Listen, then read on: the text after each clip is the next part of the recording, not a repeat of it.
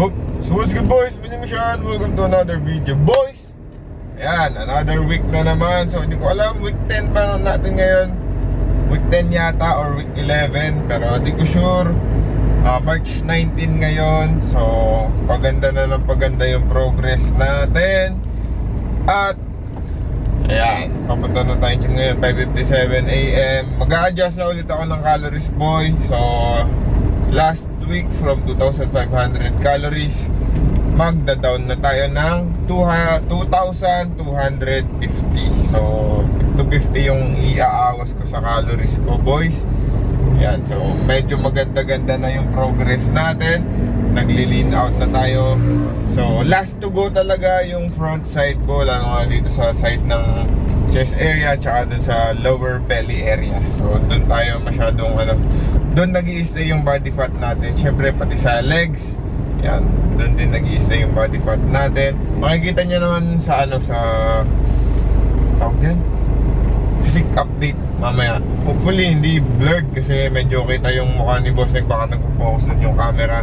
Tagal kasing ma-auction ng mga camera sa nila, sa pawn shop nila Boss Nick. Yan, so papalitan na natin itong camera kasi medyo matanda-tanda na rin siya. 2019 pa to, nung first ever vlog. Kinuha pa namin to sa Paliwag, Bulacan. Nag-commute lang kami nun kasi di pa kami marunong paano mag-commute doon. Ngayon papalitan na natin. Hopefully makahanap tayo ng maganda-gandang price. Kinupupal tayo na ito jeep. Yan boy, so punta na tayo gym. Ang workout natin ngayon is back. So again, paulit-ulit lang yung workout ko. Tara.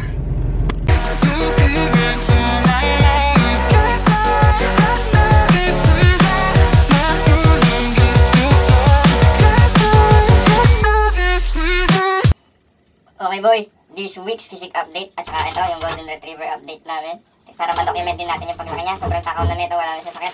Yan, lumalaki na. So 2.5 months na siya ngayon. Yan, laylay update. Si Billy andun sa labas, kumakatok na. Okay, front, side,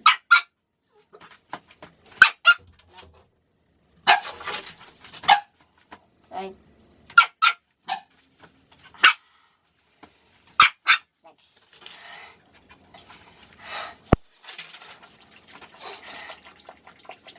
next, next.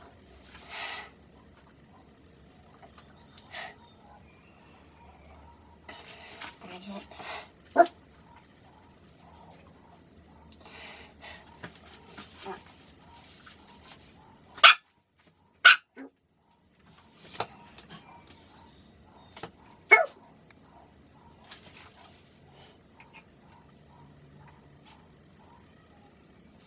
Back double.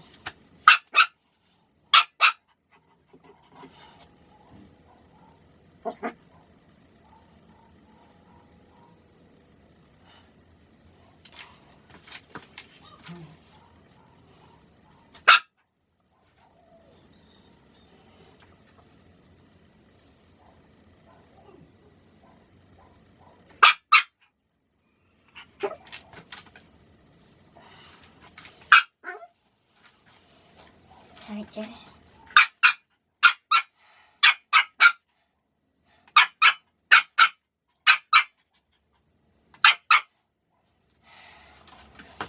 Side tricep.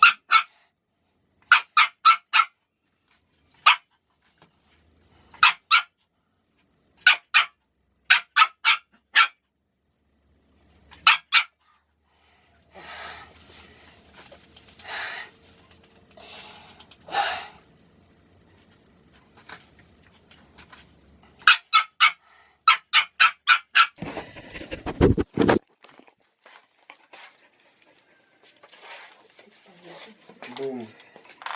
169.8. Bill, 169.8. Hindi yung lowest natin. Oh, what the heck, bro? Imopor. Si Boss Nick. Purple. Nagamit ko ng ganyan ko. I'm on my own, broken alone. I feel the rain crashing down all around this empty town. I'm searching for the lost and found, but you don't care, you're unaware. Keep moving like the scars aren't even there. It's in the air like a blazing flare. Don't stare 'cause the flames will burn us. I thought you were the one for me. That's why I gave you everything. Held you close by the stormy seas. Oh, you meant the world to me. I used to kiss your head when you cried for me.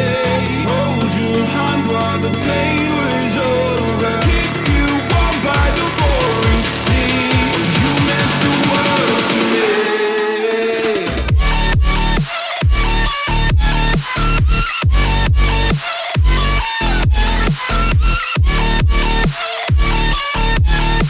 Oh, you meant the world to me.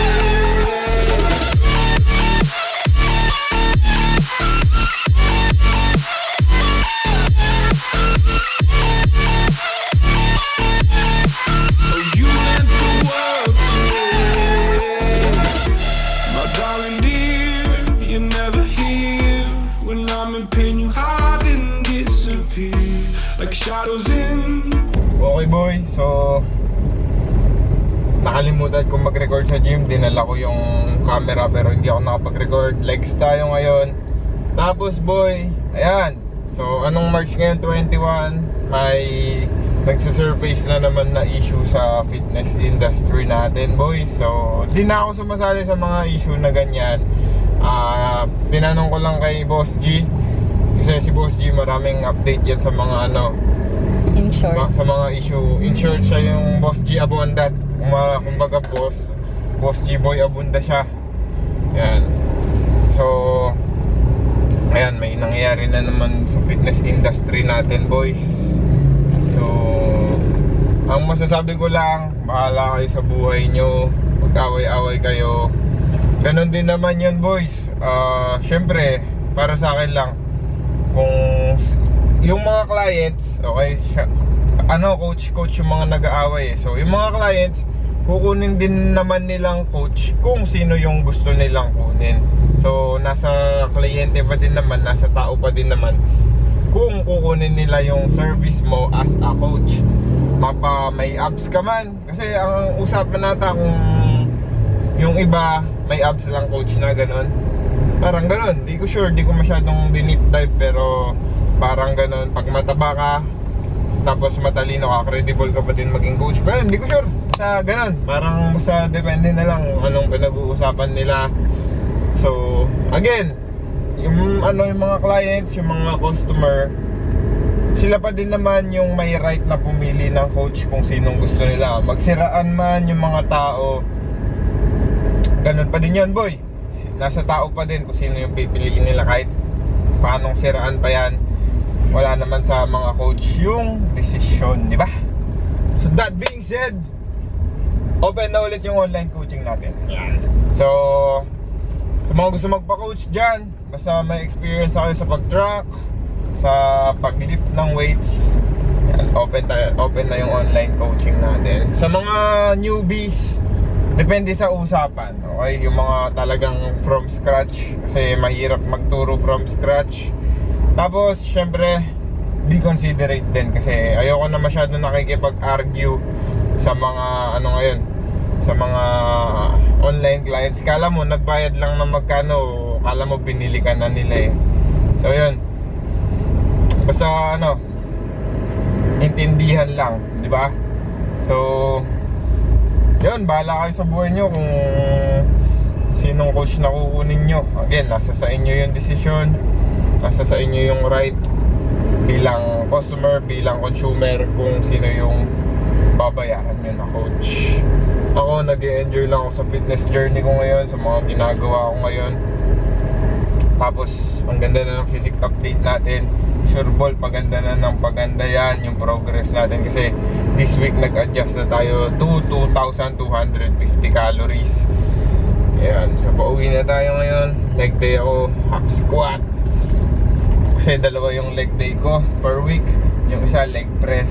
Wala na akong free weights na barbell squat kasi yan, nahihirapan ako mag barbell squat.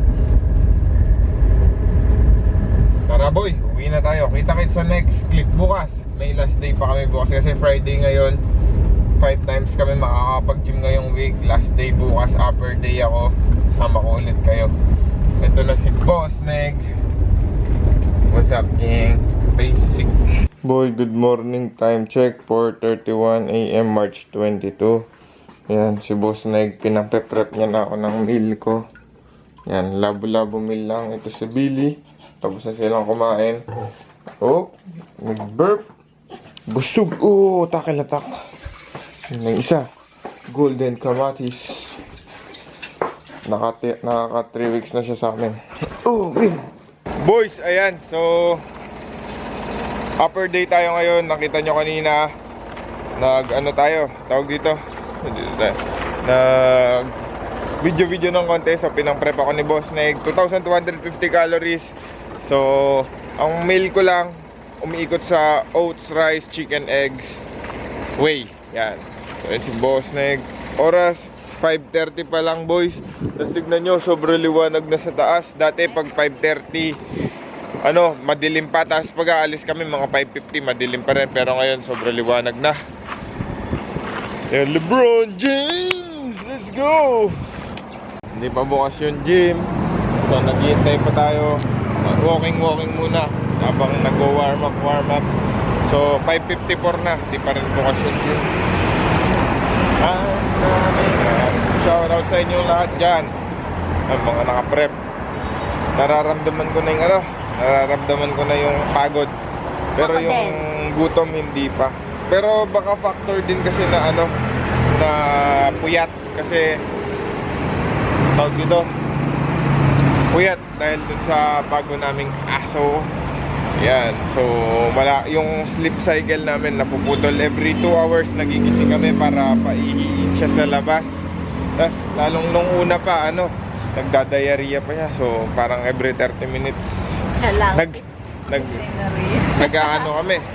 Nag-aalis kami ng tae sa kwarto. Napakabaho pa naman ng tae niya. So ayun, pina-check namin and then may diarrhea. So baka bukas na yung gym. Kakatukin na natin to. Let's go! Seeing monsters at your window. No, you can't sleep, you pretend though. You don't have to play the hero. Yeah. Victor Wembanyama, GT Hustle.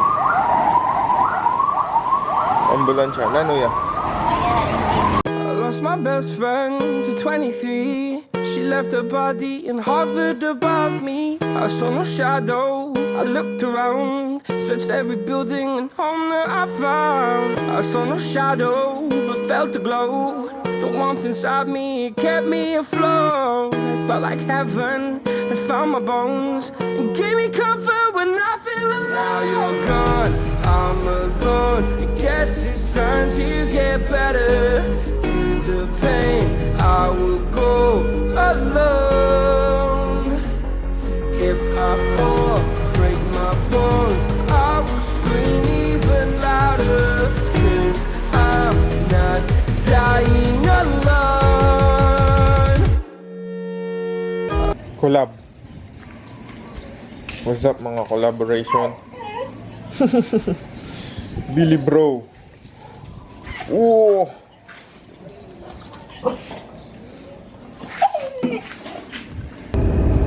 Okay boy, dito na natin tatapusin yung video. So maraming salamat sa panonood. Abangan nyo yung next update kasi paganda na nga ng paganda yung physique natin or yung next vlog. So boy, nga pala, open na ulit yung online coaching natin. So sa mga gustong magpa-coach dyan, okay, kung gusto nyo ako maging coach, kung tiwala kayo sa pagko-coach ko, just hit me up boys. So sa messenger, sa messenger ng page, nandyan naman sa description box, sa IG pwede din. Yan boy, so again, okay, so wag nyong kakalimutan yung essence ng boy, ng pagko-coach. Iisa lang yung fitness industry sa Pilipinas. So, lagi nyong tatandaan, kaya kayo nag-coach. Unang-una, ang primary goal nyo is tulungan yung mga tao na ma-reach yung fitness goals nila. Hindi yung mag-aagawan kayo ng client, magsisiraan kayo. Syempre boy, alam nyo naman yun. So, again, syempre, kailangan kumita ng pera para syempre, kaya nga nag-aaway ng mga ng mga coaches ngayon sa issue na yan. So, huwag nyo lang kakalimutan yung pinaka goal na kailangan priority nyo yung clients nyo, kasi babayaran nila kayo kasi nagtiwala nga sila sa inyo, di ba? So, kung ang focus nyo is yung pag-aagawan ng client, yung pagsisiraan, kung sino yung tama at kung sino yung mali, hindi kayo makakapag-focus sa mga clients nyo.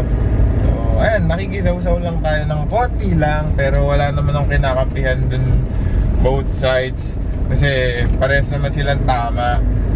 Medyo may misunderstanding lang siguro sa nila, sa mga part nila. Pero ayan, focus lang tayo sa daan kasi baka mabangga tayo. Kanina nadulas ako sa motor, laki ng gas ko. Ayan, na may betadine pa. Nadulas ako sa motor. Kaya ayan, ingat sa daan boy. Mag-ipon kayo ng pangsasakyan kung nagmamotor lang kayo, kasi mahirap ma-aksidente. Masakit. Ito, gas-gas lang, pero pero magi-slow motion pala yung mundo kapag boy, kapag nadulas ka sa motor, kapag nag-skid yung motor. Parang ganun. So again boy, kita tayo sa next vlog. Panoorin nyo yung leg day ko ngayon. Leg day tayo. Let's go.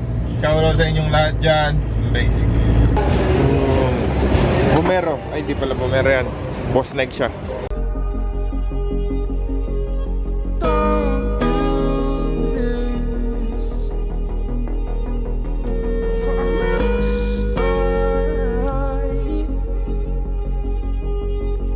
I need my best friend. Oh my God, don't do this, for I must die. Hoy, pakross kami ng daan, tapos na kami mag-workout si Boss Nike. Nakalimutan ko, dala-dala ko nga pala yung camera. Anong bilis? Ha? Kala ko bilis. So, ayun. Uwian na tayo, boy. Nasa crossroad kasi naubusan tayo ng parking. Ang naiwan doon. Again, boy, maraming salamat sa panonood. Ayan, di pa rin napapalitan yung camera kasi na-late daw yung auction nila Boss Nike. Diba? Na-extend daw pala. Pero M50 yun. M50 yun, hopefully hindi na i-renew nung nagsangla kasi si Boss nagtatrabaho sa pawn shop. Auditor siya. So alam niya lahat ng mga gadget na kaya kung naghahanap kayo ng mga gadget, PM nyo lang ako, mura lang. Yan, nagbebenta kami ng second hand gadget, ng mga na-auction. Init! Pangit yung pwesto na sasakyan. Maraming salamat sa panonood, boys. Like and subscribe. Gusto mo? Boom! Nilalabas ka lay. Neko. Patatat. Laylay. Billy bro. Si Billy kasi tumatakas eh. Kaya nakatali.